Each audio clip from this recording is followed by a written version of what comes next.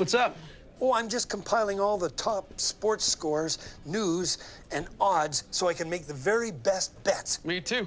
BetOnline.ag. Join today and receive your 50% welcome bonus at betonline.ag. Questions for Coach Stevens? Brad, Bill Doyle, Worcester Telegram. There are a lot of players that played well tonight, but you could talk about Marcus Morris and what he did, especially in the first quarter when his teammates were having trouble. No, Marcus was great. You saw that coming in the last 2 days of practice. He was terrific on Thursday in practice when we went live. I think he probably benefited as much as anybody from being out for a couple of the last regular season games. I think 2 of the last 4, 2 of the last 3.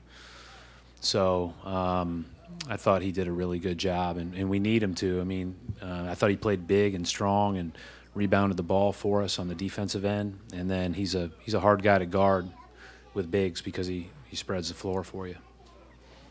Paul Flannery, SB Nation. Hi, Paul. Hey, Brad. What keyed that third quarter for you guys, especially defensively? Well, I'll go back and look at it, and I think there will always be they probably had some possessions they'd like to, some shots they'd like to have back. They missed some shots, but we were really connected. We were really playing hard. We were really flying around. That doesn't mean you'll always get stops, and there's probably some bounces that didn't go their way, but we gave up 2 or 3, maybe 4 rolls and dunk/layups there in the second quarter, and we wanted to be a lot better at protecting the rim and the paint first. Mark Murphy, Boston Herald. Brad, did you guys start out a little tight, and was it just a matter of sort of getting through that initially? I was asked that at halftime too. That's not fair to Indiana. I mean, those guys guarded their butts off, and that looked like a 1980s playoff game in a lot of ways with the score, but it's tough. Like, those guys are tough. They're physical.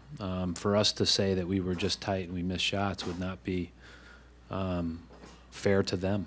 I thought that they were tremendous defensively, and they did some things a little differently than they had in the last 2 games. In a lot of ways, I just told Abby, this is not like game 1. This was almost like game 3 because we had played each other a couple of times in the recent weeks. So we have a lot to get better at to make sure that we get the looks we want and then knock them in. But we missed some open looks in the first half, but we also, there were times where we didn't own our space. And, and they were very physical with us.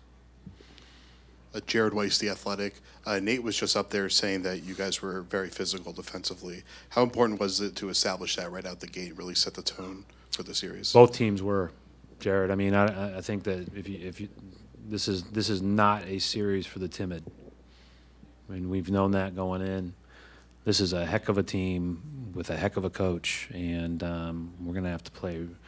The minute you left your foot off the gas or don't play the right way, you're going to get beat. Coach Sherrod Blakely, NBC Sports Boston. In the third quarter was when the tide seemed to flow in your direction, and Al Horford had a lot to do with that. Yeah. Just speak to what he meant in that critical juncture tonight or today, and just his value as a whole for this team going forward. Yeah, he was great on the glass. He was great protecting the paint. I thought he was just good generally defensively with good ball pressure on their bigs on some of their handoffs. And then offensively, he had a couple of key baskets there, the spin and one to tie it. After we had a couple of, even though we started the third quarter on a run, it was like it took a while to get the run going.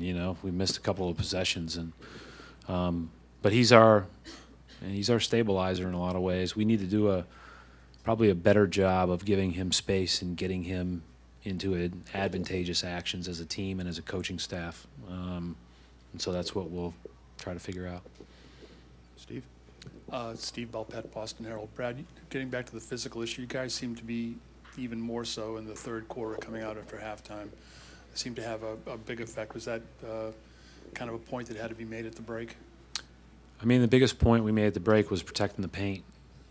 And not as much physicality-wise, but more just from the standpoint of those rolls that I talked about, where they got down the middle of us, on us, and laid it in. And I mean, you can't give teams layups, and you got to challenge shots as well as you can, and then rebounding and owning your space on offense has been our number 1 and 2 emphases for the last 4 days.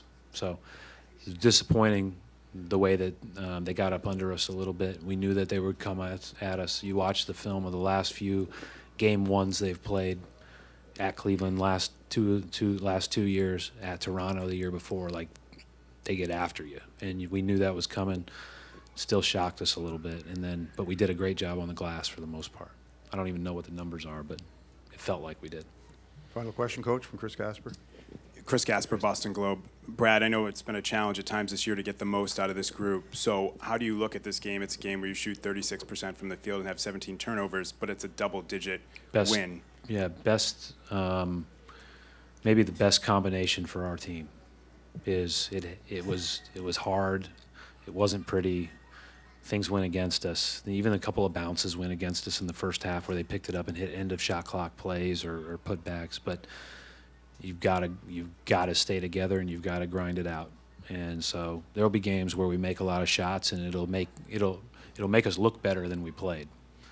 Today we played a little bit better than we looked, and we just have to be a little bit better owning our space. Thank you, Coach.